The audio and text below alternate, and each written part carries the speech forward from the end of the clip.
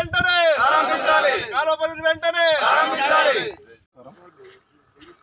ఈరోజు పెద్దలింగపురంలో గ్రామస్తులందరూ రైతులందరూ కలిసి రిలే నిరాహార దీక్ష 3వ రోజుకు చేరుకుంది.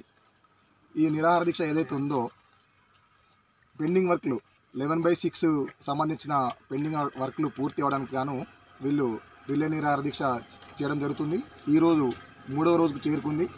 3వ రోజు చేరుకున్నప్పటికీ కూడా సంబంధిత అధికారులు కానీ రాజకీయ నాయకులు కానీ ఎవరు కూడా కనీసానికి వీళ్ళకి సంఘీభావం కూడా తెలియజేయలేదు. అలా అని చెప్పి కనీసానికి అసలు ఏం జరుగుతుందని కూడా వాళ్ళు విచారించింది కూడా లేదు, ఎంక్వైరీ చేసింది కూడా లేదు.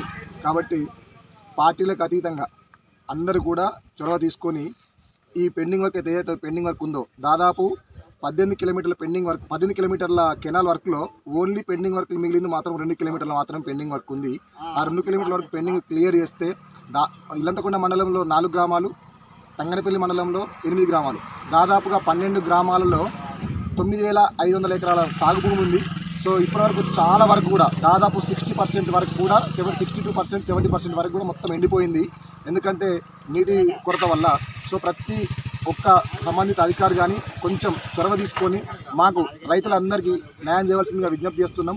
అట్లాగే ఈ పెండింగ్ వర్క్ ఏదైతే ఉందో మళ్ళొకసారి మీరు వచ్చి చూడండి. ఒకవేళ మేము చెప్పింది మీకు తప్పు అనిపిస్తే మీరు వచ్చి చూసినా మీకు కళ్ళ ముందు కనిపిస్తుంది. సో దయచేసి మిమ్మల్ని అందరూ వేడుకుంటుంది ఒకటే, రైతులందరికీ న్యాయం చేయండి. ప్రతి ఒక్కరికి చదువుకున్న మేధావులు కూడా నేను విజ్ఞప్తి చేస్తుంది ఏంటంటే వ్యవసాయంలోని సాయం ఉంది.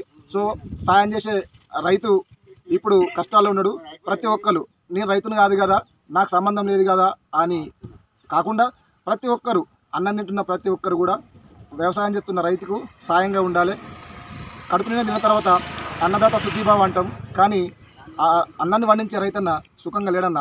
కొంచెం చూడండి, ప్రతి ఒక్కరు మీ గ్రూపులలో ఇది షేర్ చేయండి. ఎందుకు రిక్వెస్ట్ చేస్తున్నానంటే ఇప్పటికీ 3వ రోజుకు చేరుకున్నటువంటి రిలే నిరాహార దీక్ష ఇప్పటి వరకు సంబంధిత అధికారుల నుంచి కానీ లోకల్ ఎమ్మెల్యే నుంచి కానీ ఎలాంటి స్పందన లేదన్న. సాయంగా రైతుకు చేసే సాయం అంటే మనం చేసుకున్న సాయం అన్న. సో ప్రతి ఒక్కరు ముందుకు వచ్చి ఈ సమస్యను పరిష్కరించేటట్టుగా ముందుకు రావాలని కోరుకుంటున్నాం. జై జవాన్, జై కిసాన్, జై జవాన్, జై కిసాన్.